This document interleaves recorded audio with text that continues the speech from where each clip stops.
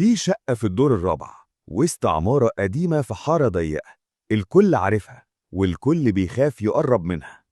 الشقة دي من أكتر من 10 سنين مفيش حد قدر يقعد فيها أكتر من 3 أيام. السبب؟ ضحكة غريبة بتبدأ من أول ما الليل يدخل، ضحكة ست بتزيد وتفضل طول الليل، واللي بيسمعها عمره ما بينام تاني مرتاح. أول واحد سكن فيها كان شاب من بره المنطقة اسمه كريم.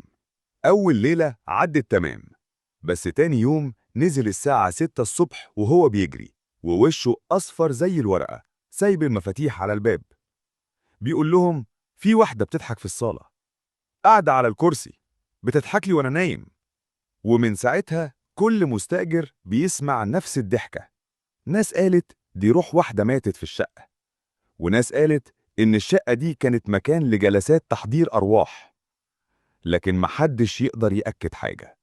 بس الغريب إن الشقة لسه بتتأجر لحد دلوقتي، وكل مرة المستأجر بيقعد بالكتير 3 أيام، بعدها بيمشي ويسيب كل حاجة وراه.